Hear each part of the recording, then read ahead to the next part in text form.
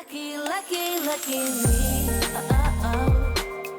Lucky, lucky, lucky me. Herzlich willkommen zu einem neuen Tina Hase DIY-Video. Heute möchte ich euch gerne zeigen, wie ihr super einfach und günstig euer eigenes Anime- und Manga-Journal erstellen und anfangen könnt. Dafür habe ich buchstäblich das ganze Internet auf den Kopf gestellt, mir verschiedene Materialien zusammengesucht, wirklich viel recherchiert, wie man so ein Heft aufsetzen kann und letzten Endes natürlich auch selber ein Anime- und Manga-Journal für dieses Video erstellt.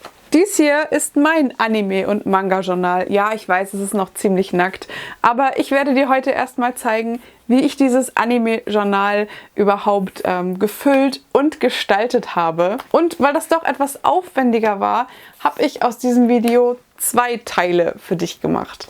In diesem ersten Teil zeige ich dir erstmal, was für Materialien du brauchst, um dein eigenes Anime- und Manga-Journal zu starten. Und ich zeige dir auch Gestaltungsmöglichkeiten. Natürlich ist das etwas super Individuelles. Du kannst dein Anime- und Manga-Journal gestalten, wie du gerne möchtest. Aber ich habe gedacht, so ein paar Inspirationen dazu können nicht schaden. Und deswegen habe ich mir super viele Sachen überlegt. Heute werde ich dir aber erstmal zeigen, wie du überhaupt anfängst, wie du Manga-Seiten gestaltest. Also ich habe einen Manga-Tracker gemacht, verschiedene Manga-Seiten gestaltet und ein paar Gestaltungsmöglichkeiten für dich ausprobiert. Und jetzt viel Spaß mit dem Video. Ich zeige dir jetzt, wie du dein eigenes Anime- und Manga-Journal anfangen kannst. Für dein Journal brauchst du auf jeden Fall einen Bleistift, einen Fineliner, ein Lineal und natürlich so ein Journal oder Notizbuch. Ich habe mir eins mit einem Hardcover gekauft und einer Bindung. Es gibt natürlich auch welche mit so einer Spiralbindung an der Seite. Mein Notizbuch hat innen drin Punkte, man nennt das Dotted. Du kannst natürlich auch ein Notizbuch nehmen mit Linien oder kariert. Es gibt super viele verschiedene Varianten. Du könntest dir eins im Internet bestellen, so wie ich das gemacht habe. Das habe ich dir unten auch verlinkt. Oder du gehst einfach zu Teddy oder den üblichen Läden, wo es Notizbücher gibt. Dann brauchst du natürlich Scheren. Ich habe hier eine große und eine kleine Spitze genommen. Dann habe ich einen ganz normalen Klebestift verwendet. Und ich habe in vielen Videos gesehen, dass einige hier auch so eine Pinzette benutzen, um ihre Bilder und Sticker aufzukleben. Deswegen wollte ich dir die gerne auch mal zeigen, aber ich habe sie für mein Journal nicht gebraucht. Also das kannst du auch wieder entscheiden, wie du gerne möchtest. Für die Verzierung in deinem Anime- und Manga-Journal kannst du natürlich wieder so kostenlose Leseproben benutzen. Hier oben habe ich dir nochmal das Video verlinkt, wo ich erzähle, wo es kostenlose Leseproben gibt. Und wenn du keine Leseproben hast, dann könntest du dir natürlich auch Bilder selbst ausdrucken.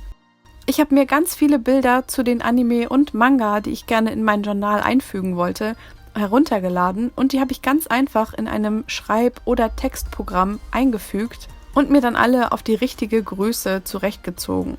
Beachte dabei unbedingt, wie groß dein Journal ist, damit du die Bilder nicht aus Versehen zu groß machst und so keinen Platz mehr für Text oder andere Verzierungen hast. Und wenn ich mir dann alle Bilder und Grafiken zurechtgezogen und in der Größe verändert habe, dass es aufs Blatt passt und mir gut gefällt, dann habe ich das Ganze einfach ausgedruckt. Und dann hast du hier schon mal deine Anime-Bilder, die du dann hinterher natürlich alle noch ausschneiden musst. Außerdem könntest du für dein Anime-Journal noch Textmarker benutzen, Fineliner, bunte Filzstifte und wenn du es richtig schön und aufwendig gestalten willst, dann kannst du natürlich noch Sticker benutzen. Und ich habe mir hier so ein Designpapier gekauft, also das ist wirklich so dünn wie Papier, damit die Seiten am Ende nicht so dick beklebt werden. Sowas kannst du auch sehr gut dafür verwenden.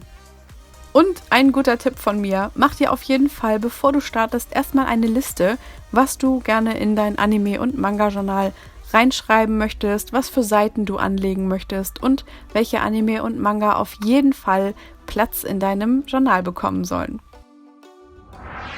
Und wenn du dein passendes Notizbuch für dich gefunden hast, dann kannst du mit deinem Anime-Journal anfangen. Ich fange hier als erstes mit der allerersten Seite an und ich muss dir an dieser Stelle sagen, die allererste Seite in so einem Notizbuch zu beginnen ist für mich immer das Schwerste. Ich weiß nicht, wie es dir da geht, aber mir fällt es immer unheimlich schwer, überhaupt anzufangen. Trotzdem habe ich es hier einmal gewagt und mir erstmal so ein paar Manga-Bilder ausgesucht, die ich auch wieder ausgedruckt und ausgeschnitten habe. Und die lege ich hier schon mal grob auf meine Seite, damit ich ungefähr weiß, wie ich das Ganze anordnen möchte. Und diese Bilder klebe ich mir dann mit Hilfe des Klebestifts einfach auf meine Seite auf.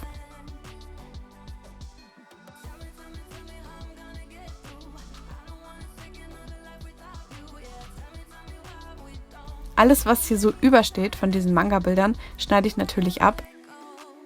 Und dann ist die grobe Aufteilung meiner ersten Seite schon fertig und ich habe mir gedacht, ich schreibe hier noch so ein paar Sachen rein. Auf jeden Fall schreibe ich meinen Namen dazu. Dann hatte ich gedacht, es ist ganz lustig, noch den Geburtstag dazu zu schreiben, meine Lieblingsfarben und ein paar andere random Sachen, die ich ganz schön fand.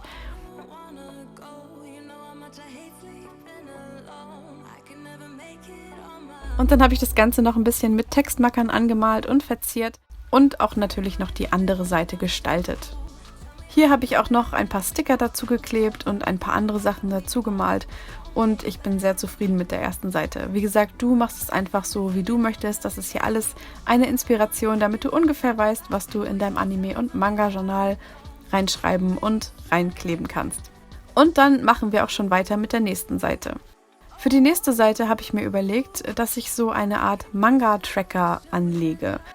Also eine Seite, wo ich die ganzen Manga, die ich lese und die in meinem Regal stehen, alle einmal aufschreibe. Als erstes male ich mir hier so ein Kästchen zum Abhaken auf. Dann schreibe ich den Titel dazu. Ich fand es auch noch ganz cool, daneben den Verlag zu schreiben.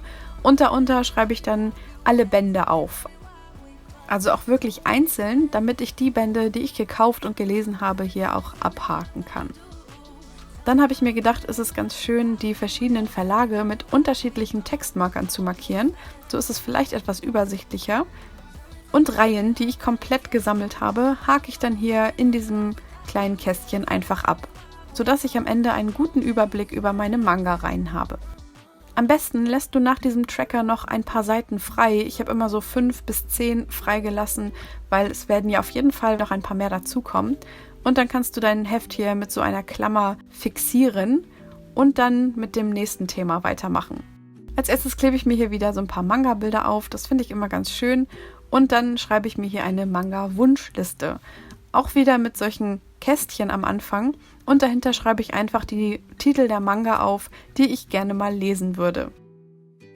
Auch so eine Wunschliste kann natürlich über die Zeit etwas länger werden. Deswegen habe ich mir hier 2 Seiten freigelassen und mache dann als nächstes weiter mit so einer, nennen wir es mal Ankündigungsseite.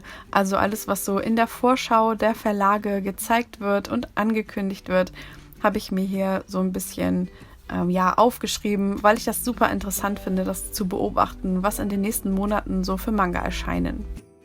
Diese Bilder habe ich mir alle von Instagram rausgesucht und ausgedruckt, weil ich das auch einfach passend fand für diese Seite.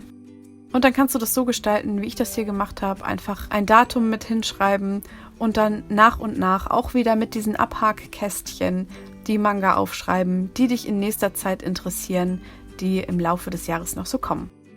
Danach kannst du auch gern wieder ein paar Seiten freilassen, weil es ja noch mehr Ankündigungen geben wird. Und dann habe ich mir gedacht, starte ich jetzt hier mit meinen Lieblingsmanga. Dafür verziere ich die Seiten hier erst einmal mit meinem Motivpapier. Das habe ich mir einfach zurechtgeschnitten und hier so ein bisschen grob aufgeklebt, um so eine kleine Unterlage zu haben. Den Titel kannst du natürlich schreiben und verzieren, wie du gern möchtest, aber ich finde an diesen Journalen einfach immer schön und besonders, wenn das alles so ein bisschen verspielt und niedlich ist. Das gefällt mir einfach immer total gut. Aber du machst es auf jeden Fall so, wie es dir gefällt. Es kann natürlich auch sehr viel schlichter sein und auch unbunt. Also du musst keine bunten Papierseiten damit einkleben. Ich habe jetzt hier nur 2 Manga mit aufgeklebt, weil ich mir gedacht habe, dass im Laufe der Zeit auf jeden Fall noch mehr Lieblingsmanga dazukommen. Deswegen habe ich mir den Platz gelassen und noch nicht alles vollgeklebt, damit ich diese Seiten mit der Zeit einfach mit Lieblingsmanga füllen kann. Mit den einzelnen Seiten meiner Lieblingsmanga geht es dann nächstes Mal im nächsten Teil von meinem Anime- und Manga-Journal weiter. Und wenn du bis hierhin geschaut hast, dann schreib mir doch super gern in die Kommentare, welcher Manga bei dir als erstes bei den Lieblingsmanga in deinem Journal landen würde. Und vergiss natürlich nicht, dem Video einen Daumen zu geben, wenn es dir gefallen hat. Und wenn du natürlich das Video zu Teil 2 fürs Anime- und Manga-Journal nicht verpassen möchtest, abonniere unbedingt meinen Kanal und aktiviere auch die Glocke, damit du es auf gar keinen Fall verpasst, wenn es erscheint. Und wenn du Lust hast, versüß dir unbedingt die Wartezeit noch mit 2 weiteren Videos von mir. Ich wünsche dir jetzt noch einen traumhaften Tag und freue mich, wenn wir uns nächstes Mal beim nächsten Video hier wiedersehen. Bis dann! Lucky, lucky, lucky me. Lucky